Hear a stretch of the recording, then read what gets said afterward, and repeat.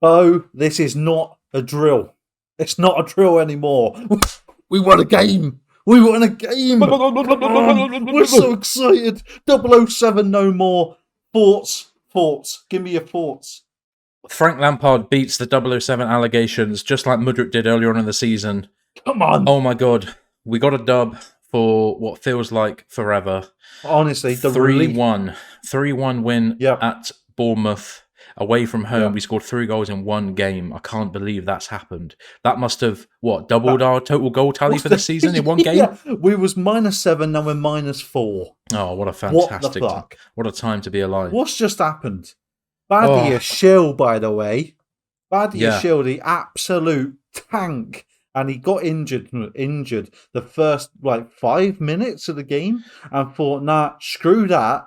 I'm having you, right? Came on, second half, ready to go. Oh, mate, brilliant finish as well. Conor Gallagher with a nice little header to start us off at 9 minutes in, with his luscious locks.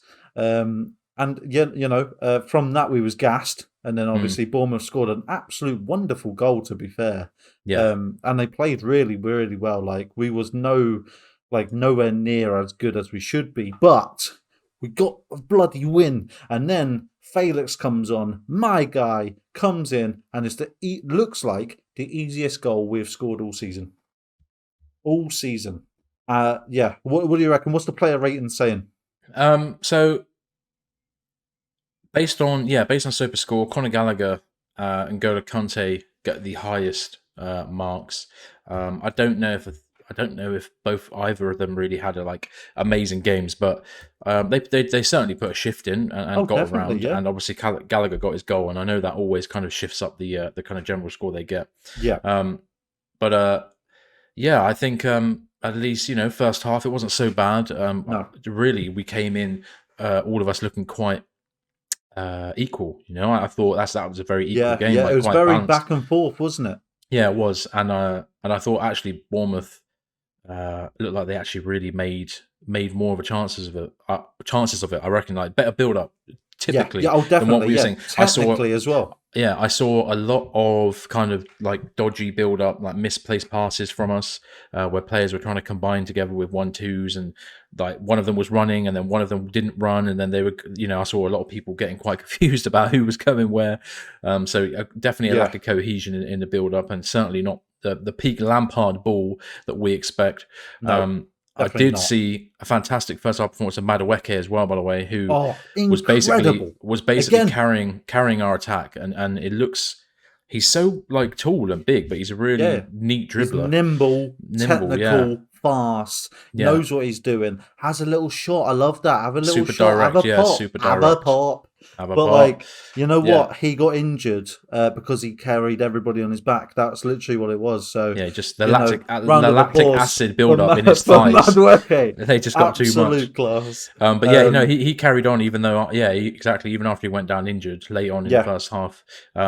So it wasn't a terrible first half, especially in consideration to what we've seen for most of the season. But obviously for us as fans of a football team who want to see them win, the second half obviously gets a lot more exciting for us. Yeah. Where not much really happened at the beginning of the second half. No, it's getting quite boring to be fair. It was. We had a lot of possession, but doing nothing with it. Yeah, and then Sterling and Loftus-Cheek come on for Kante and Mudryk on the 62nd minute. And then we might be worrying a bit. We're thinking, not sure about that. Mudryk, I think, had another quiet performance. Average. Yeah, I don't really know what any manager's going to do to get the best out of him. But then again, I'm not a manager. I don't know. But he's got. Yeah. I think he's got something there. There is something there. Yeah. It just needs to be unlocked. But we just need to know the code. That's all it is. I don't know what Da Vinci all over again. Yeah. So if we get that code in, hopefully Pochettino has it in his back pocket.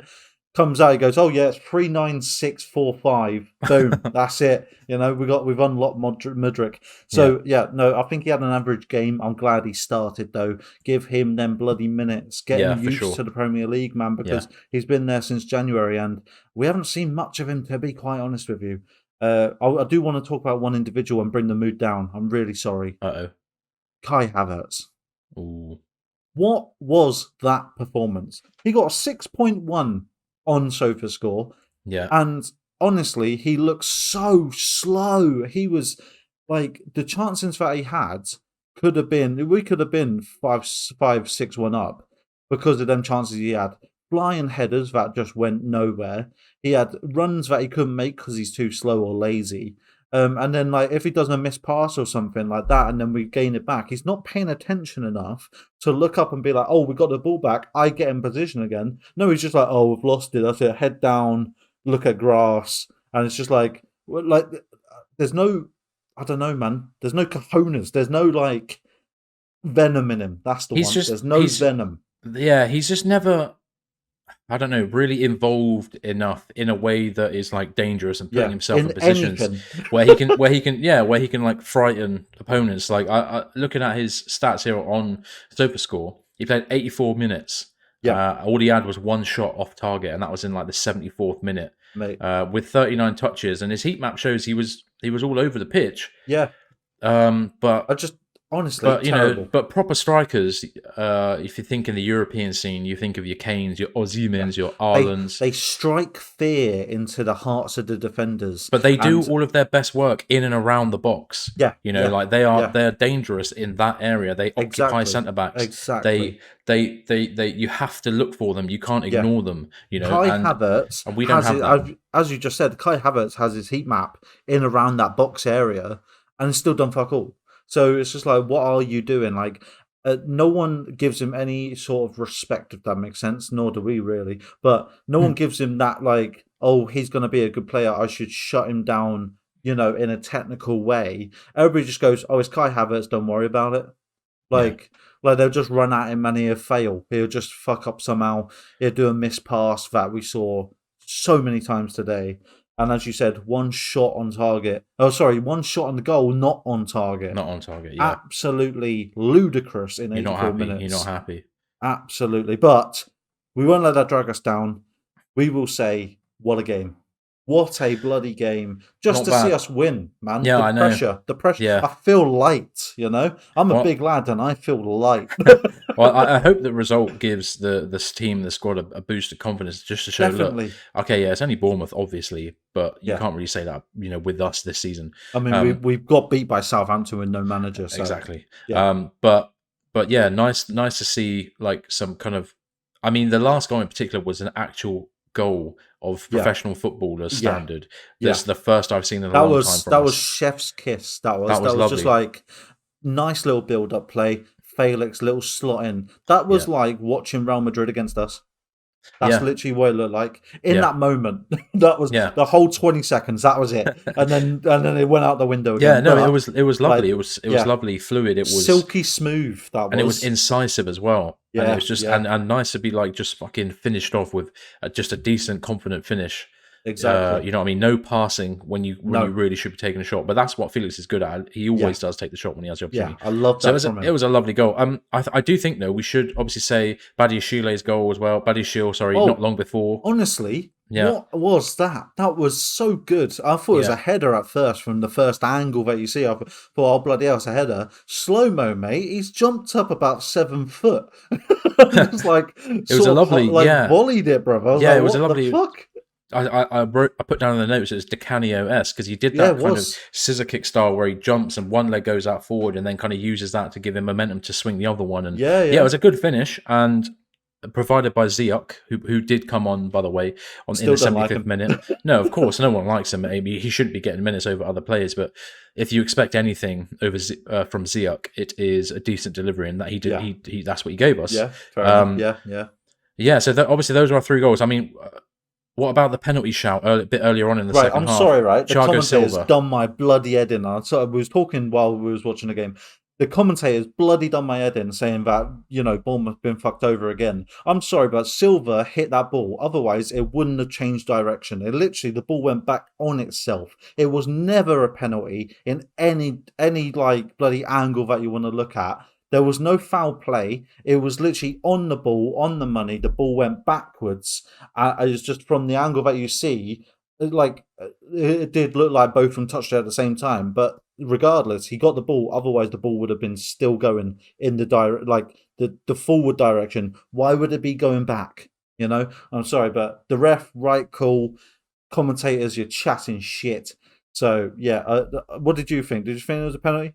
I don't know. I mean, it's so hard, isn't it? Like, I'm so checked out really mentally of these games Yeah, that whatever happens, I'm not like fucking bothered. It's like if it's a penalty, whatever. If it isn't, great. yeah. But no, I mean, upon first seeing it, I was like, nah, that's just a good tackle. Yeah, Upon like watching it in slow mo, obviously everything looks worse in slow mo.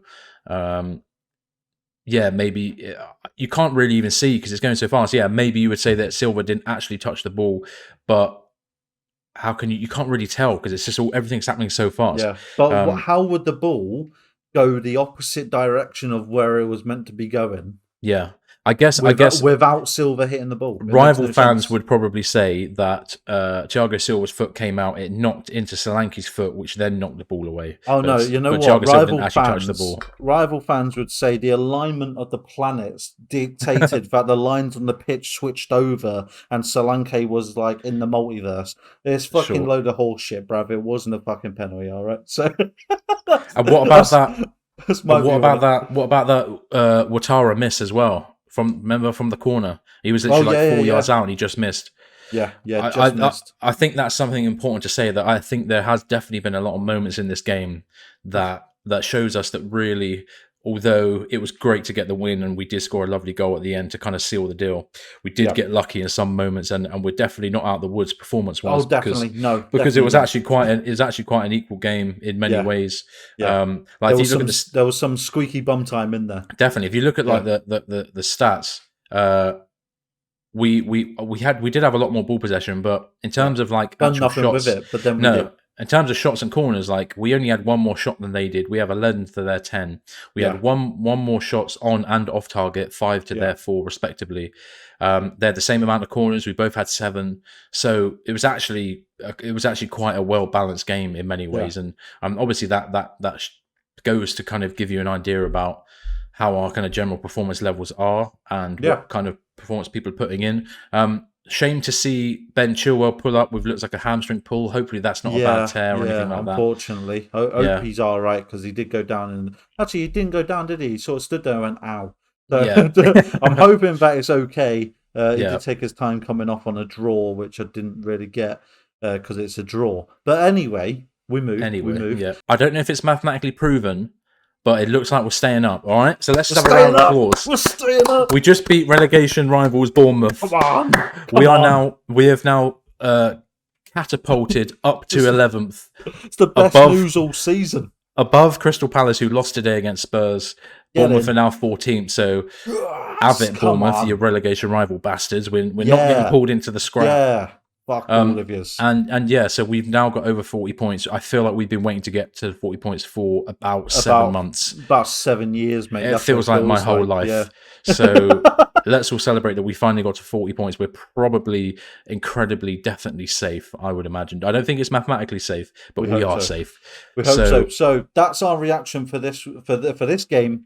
We will join you with a podcast on Friday, and we've got Nottingham Forest next on Saturday at 3:00 again. So we've got a week now.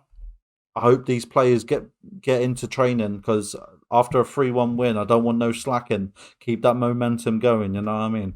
Yeah. So that's all from us, and as always, up the chance. Come on.